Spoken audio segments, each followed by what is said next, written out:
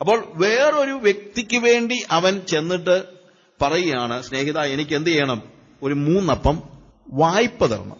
അതുകൊണ്ട് തന്നെ മനസ്സിലാക്കണം, ഇത് ദൈവത്തോട് പറയുന്നതുമായിട്ട് ബന്ധപ്പെട്ട ഒരു ഭാഗം എന്ന് വെച്ച് കഴിഞ്ഞാൽ അതിന്റെ പാരഡോക്സ് മനസ്സിലാക്കണം. കാര്യം ദൈവത്തിൽ നമുക്ക് എന്ത് ചെയ്യാൻ പറ്റത്തില്ല, ഒരിക്കലും എന്ത് ചെയ്യാൻ പറ്റത്തില്ല, വായ്പ വാങ്ങിക്കാൻ പറ്റത്തില്ല.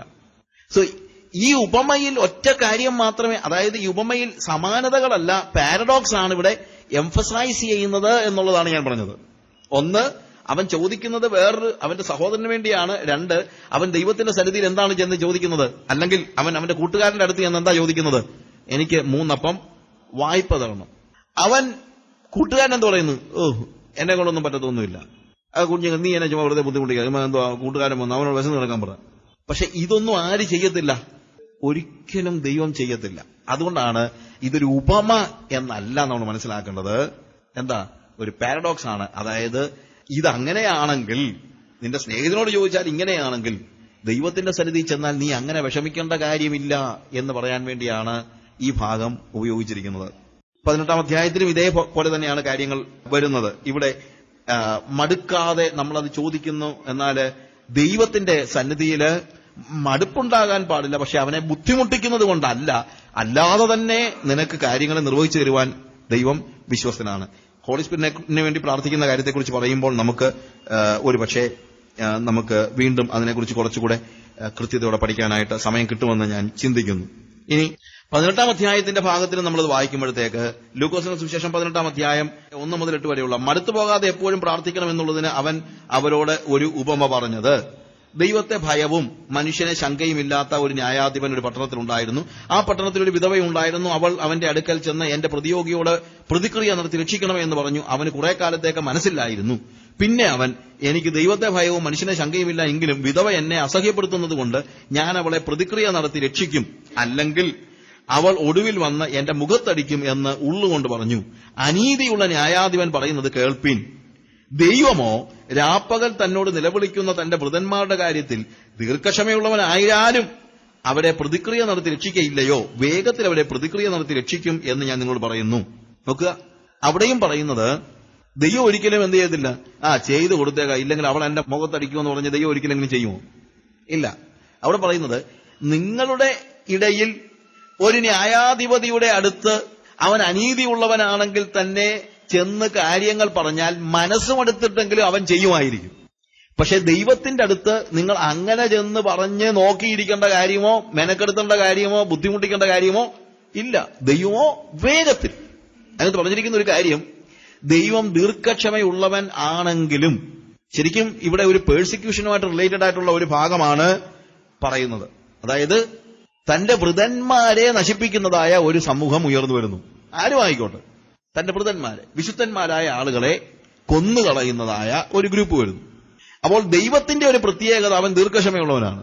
അതായത് യേശുക്രിസ്തുവിന്റെ ശിഷ്യന്മാരെ അല്ലെങ്കിൽ ദൈവമക്കളെ ഒരുത്തൻ കൊന്നെന്ന് പറഞ്ഞാൽ ഉടനെ അവനെ പോയി കൊല്ലുന്നതല്ല ദൈവത്തിന്റെ പ്രത്യേകത. കാര്യം ദൈവം എങ്ങനെയുള്ളവനാണ്? ദീർഘക്ഷമയുള്ളവനാണ്. പണ്ട് ക്രൂശ്ചേവ് പറഞ്ഞൊരു കാര്യമാണെന്ന് ഞാനിങ്ങനെ കേട്ടിട്ടുണ്ട്. ക്രൂശ്ചേവ് പറഞ്ഞു, ദൈവം എന്ന് പറഞ്ഞൊരാളേ ഇല്ല, അങ്ങനെ ഒരാളുണ്ടെങ്കിൽ, ഇതൊരു കഥയാണ്, അങ്ങനെ ഒരാളുണ്ടെങ്കിൽ, ദൈവം എന്ന് പറയാനുണ്ടെങ്കിൽ അയാൾ വന്നെന്നെ അങ്ങ് തല്ലിക്കൊല്ലട്ടെ എന്ന് ക്രൂശ്ചേവ് പറഞ്ഞു. പിന്നെ ബില്ലി ഗ്രഹാം അതിനൊരു ആൻസർ പറഞ്ഞു, വിശാലമായ റഷ്യയുടെ ഏതെങ്കിലും ഗ്രാമങ്ങളിൽ എവിടെയെങ്കിലുമുള്ള ക്രൂശ്ചേവിന്റെ പ്രജകളിലെ ഒരു കൊച്ചുകുട്ടി, 2 വയസ്സുള്ള അല്ലെങ്കിൽ 3 വയസ്സുള്ള ഒരു കുട്ടി, ക്രൂശ്ചേവ് എന്ന് പറയുന്ന ഒരു മനുഷ്യൻ ലോകത്ത് ജീവിച്ചിരിപ്പില്ല, അയാൾ ഉണ്ടെങ്കിൽ അയാളുടെ സൈന്യത്തെ വിട്ട് എന്നെ നശിപ്പിക്കട്ടെ എന്ന് പറഞ്ഞാൽ ഉടനെ തന്നെ റഷ്യൻ സൈന്യം കൊച്ചിന്റെ എതിരെ മാർച്ച് ചെയ്ത് അതിനെ തല്ലിക്കൊല്ലുവോ?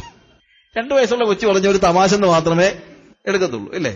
ഇതുപോലെ ദൈവത്തിനെതിരായിട്ട് സംസാരിക്കുന്നവരോടെല്ലാം പ്രതികാരം ചെയ്യാന്ന് പറയുന്നത് ദൈവത്തിന്റെ ഒരു സ്വഭാവമല്ല, അത് ദൈവിക സ്വഭാവമല്ല. പക്ഷെ ഇവിടെ കർത്താവ് പറയുന്നത്, അവൻ അങ്ങനെ പ്രതികാരദാഹിയായ ഒരു ദൈവമല്ല എങ്കിലും കണ്ണടച്ചിരുന്നാൽ വൃതന്മാർ നഷ്ടപ്പെട്ടുകൊണ്ടേയിരിക്കുമെന്നുള്ളത് കൊണ്ട് ആദ്യമൊക്കെ അവൻ നോക്കിയിരുന്നാലും എന്താണ്, വേഗത്തിൽ തന്റെ വൃതന്മാർ നിമിത്തം അവർക്ക് രക്ഷ ചെയ്യാതെ ഇരിക്കുമോ എന്നാണ് അവിടെ ചോദിക്കുന്നത്. വിശുദ്ധന്മാരായ ദീർഘക്ഷമയിൽ ദൈവം സുവിശേഷ വിരോധികളെ നശിപ്പിക്കുവാൻ ഇഷ്ടപ്പെടുന്നില്ലെങ്കിലും ദൈവം ഇടപെടാത്തത് കൊണ്ട് നിരന്തരമായിട്ട് ദൈവമക്കൾ പീഡിപ്പിക്കപ്പെടുകയും കൊല്ലപ്പെടുകയും ചെയ്തുകൊണ്ടേയിരുന്നാൽ ഒരു പക്ഷേ ദൈവം എന്ത് ചെയ്തേക്കും? പ്രതിക്രിയ നടത്തി തന്റെ ജനത്തെ അവൻ രക്ഷിക്കും. ഇതാണ് ഈ വാക്യത്തിന്റെ അർത്ഥം. അല്ലാതെ നമ്മൾ ഉദ്ദേശിക്കുന്ന പോലെ ബുദ്ധിമുട്ടിച്ചുകൊണ്ടേയിരിക്കണം എന്നുള്ളതല്ല. എന്നാൽ അതിന്റെ മെയിൻ ത്രസ്റ്റ് എന്താണെന്ന് അവിടെ തന്നെ പറഞ്ഞിട്ടുണ്ട്. മടുത്തു പോകാതെ എപ്പോഴും പ്രാർത്ഥിക്കണം. അല്ലാതെ ബാക്കിയൊന്നുമല്ല അവിടുത്തെ വിഷയം. പ്രാർത്ഥനയിൽ എന്തുണ്ടാകാൻ പാടില്ല? മടുപ്പുണ്ടാകാനായിട്ട് പാടില്ല എന്നുള്ളതാണ്. മടുത്തു പോകാനായിട്ട് പാടില്ല. കുറച്ചുനാൾ പ്രാർത്ഥിച്ചു കഴിഞ്ഞിട്ട് പിന്നെ പ്രാർത്ഥന നിർത്താനായിട്ട് പാടില്ല. നമ്മുടെ എല്ലാം പ്രശ്നം എന്ന് വെച്ച് കഴിഞ്ഞാൽ നമ്മുടെ പ്രാർത്ഥനകൾ കൺസിസ്റ്റന്റ് ആയിട്ട് ഒരു പ്രാർത്ഥനാ ജീവിതം നമുക്കില്ല. ഒരുപക്ഷെ പ്രാർത്ഥിക്കുന്നുണ്ടായിരിക്കും, പക്ഷെ കുറച്ച് കഴിയുമ്പോഴത്തേക്ക് നമുക്ക് തന്നെ അങ്ങ് മടുപ്പുണ്ടാകും. ചിലപ്പോൾ കാര്യങ്ങൾ നടക്കാതെ വരുമ്പോഴായിരിക്കും മടുപ്പുണ്ടാകുന്നത്, ഇല്ലേ?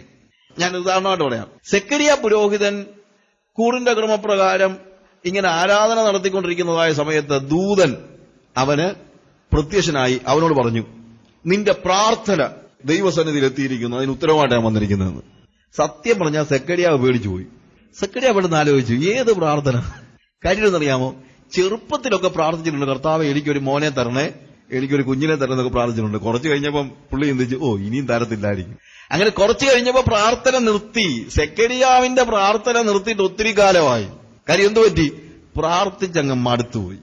ഇനി ഇത് നടക്കത്തില്ലെന്ന് ചിന്തിച്ചു പോയി. അങ്ങനെ ചിന്തിച്ചു പോയത് കൊണ്ട് പ്രാർത്ഥനയിൽ എന്തുണ്ടായി? മടുപ്പുണ്ടായി. പക്ഷെ കർത്താവ് പ്രാർത്ഥന എന്ത് ചെയ്തില്ല? മറന്നു കളഞ്ഞില്ല. അവൻ എന്ത് ചെയ്തു? അവൻ പ്രോമിസ് ചെയ്ത കാര്യം, അല്ലെങ്കിൽ അവനോട് കർത്താവ് അവന് ചെയ്യാനുള്ള കാര്യം അവൻ അവന്റെ സമയത്ത് ചെയ്തു. ഇതേപോലെ തന്നെ പ്രാർത്ഥനയിൽ നമുക്ക് എന്തുണ്ടാകാൻ പാടില്ല? മടുപ്പുണ്ടാകാനായിട്ട് പാടില്ല. അവന്റെ ഹിതമാണെന്ന് അറിഞ്ഞിട്ട് വേണം നമ്മൾ പ്രാർത്ഥിക്കാൻ. ഞാൻ പറഞ്ഞല്ലോ, പ്രാർത്ഥന മടുക്കരുതെന്ന് പറഞ്ഞു കഴിഞ്ഞാൽ എനിക്ക് എന്തെങ്കിലും കാര്യങ്ങൾ നടത്തി കിട്ടാനായിട്ട് ഞാൻ കണ്ടിന്യൂസ് ആയിട്ട് ദുർമാനമായിട്ട് വർഷങ്ങളോളം പ്രാർത്ഥിച്ചുകൊണ്ടിരുന്നൊക്കെ പറഞ്ഞാൽ അതല്ല ഇവിടുത്തെ അർത്ഥം. First of all, when you want to pray, you just check it with God whether it is God's will. ആദ്യം നമ്മൾ പ്രാർത്ഥിക്കുമ്പോൾ ആലോചിക്കേണ്ടതും മനസ്സിലാക്കേണ്ടതും ഇത് ദൈവഹിതമാണോ ഇല്ല എന്നുള്ളതാണ്. അങ്ങനെ ദൈവഹിതമാണെന്ന് തിരിച്ചറിഞ്ഞാൽ പിന്നെ ചാകുന്ന ഒരു പ്രാർത്ഥന മുടക്കരുത്, ഇല്ലേ? ചിലപ്പോൾ ഞാൻ ഒരാളോട് പറഞ്ഞു, കുഞ്ഞുങ്ങളില്ലാത്ത ഒരാള്. അപ്പൊ ഞാൻ പറഞ്ഞു, ഫസ്റ്റ് ഓഫ് ഓൾ ഞാൻ പറഞ്ഞവരോട് പറഞ്ഞത്, നിങ്ങളൊന്ന് പ്രാർത്ഥിച്ചു നോക്ക്.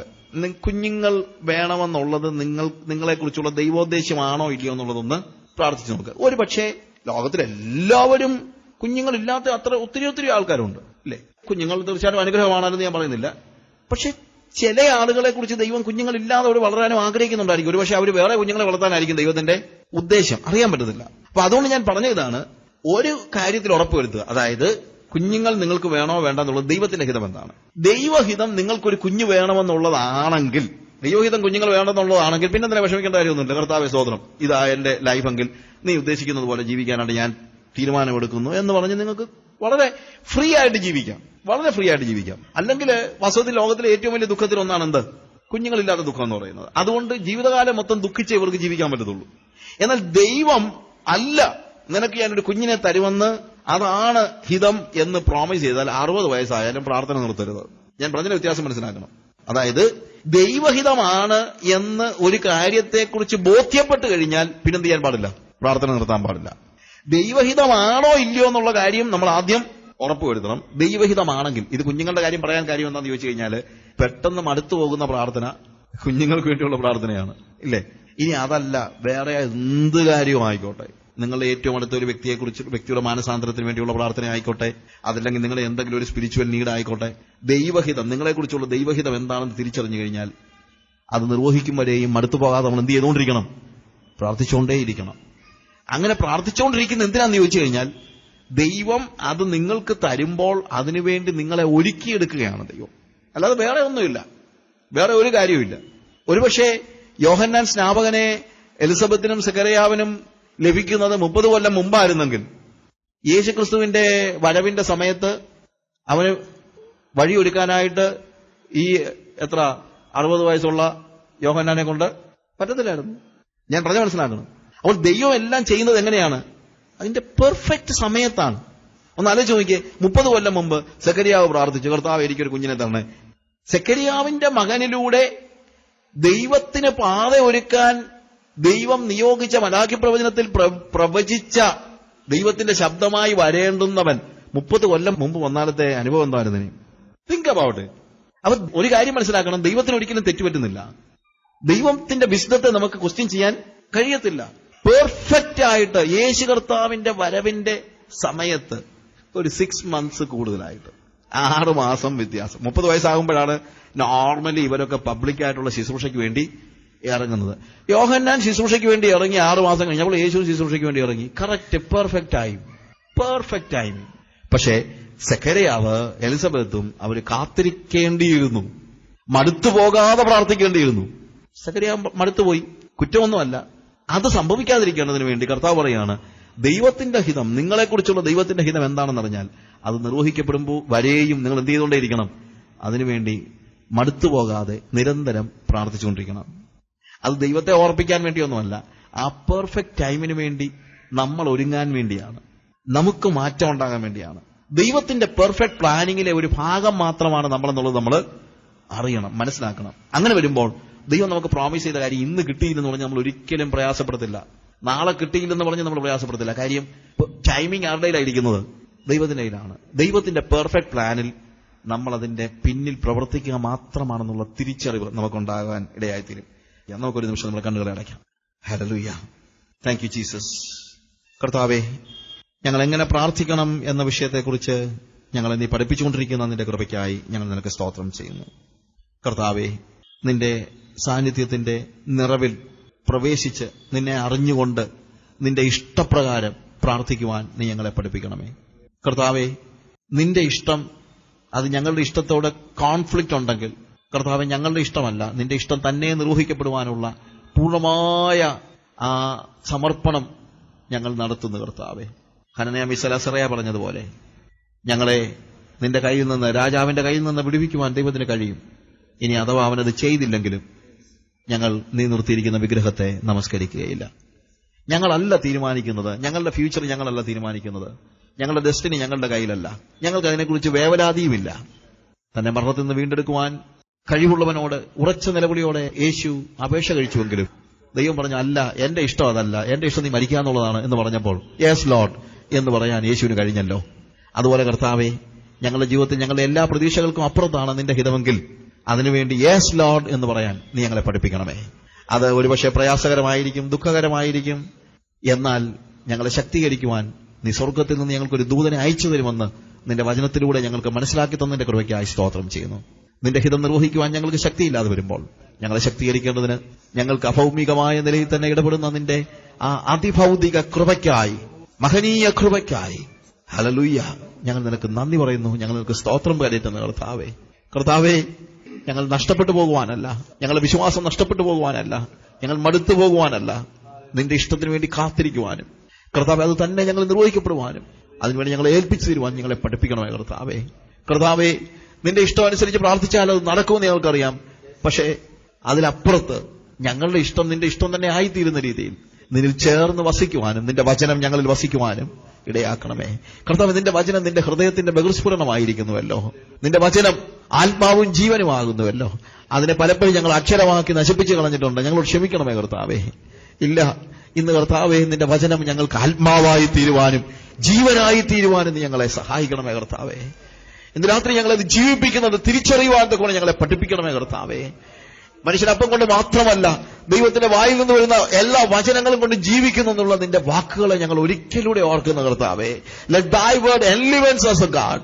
ഞങ്ങളെ നിന്റെ വചനം ജീവിപ്പിക്കുന്നതെന്ന് അനുഭവിച്ചറിയുവാൻ ഒരു തുടിപ്പായി കർത്താവെ ഞങ്ങളെ തുടിപ്പിക്കുന്നത്, ഞങ്ങളെ ജീവിപ്പിക്കുന്നത്, ഞങ്ങളെ കർത്താവേ, ഓ ഹല്ലേലൂയ, ഞങ്ങൾക്കൊരു ആത്മാവായി തീരുന്നത് തിരിച്ചറിയുവാൻ കൊണ്ട് ഞങ്ങളെ പഠിപ്പിക്കണമേ കർത്താവേ. ഹല്ലേലൂയ, നിന്നിൽ വസിച്ചുകൊണ്ട്, നിന്റെ വചനം ഞങ്ങളിൽ വസിച്ചുകൊണ്ട് കർത്താവേ, നീ ഞങ്ങളിലേക്ക് ഇറങ്ങി വന്ന് ഞങ്ങളുടെ ഇച്ഛകളെയും ഇഷ്ടങ്ങളെയും ആഗ്രഹങ്ങളെയും ഒക്കെ ട്രാൻസ്ഫോം ചെയ്യുന്നത് കാണുവാൻ തക്ക ഞങ്ങളെ പഠിപ്പിക്കണമേ കർത്താവേ. നിന്റെ ഹിതം എന്താണെന്ന് തിരിച്ചറിഞ്ഞാൽ മടുത്തു പോകാതെ അതിനുവേണ്ടി നിലനിന്ന് പ്രാർത്ഥിക്കുവാൻ തക്കവണ്ണം നീ ഞങ്ങളെ സഹായിക്കണമേ കർത്താവേ. ഒരുപക്ഷെ അത് നിർവഹിക്കപ്പെടുന്നത് നിന്റെ ടൈമിലായിരിക്കും, നിന്റെ പ്ലാൻ അനുസരിച്ചായിരിക്കും. മതി കർത്താവേ, ഞങ്ങൾക്ക് ധൃതി ഒന്നുമില്ല. പലപ്പോഴും ഞങ്ങൾ ധൃതിപ്പെട്ടു പോയിട്ടുണ്ട്. ഞങ്ങളോട് ക്ഷമിക്കണമേ കർത്താവേ.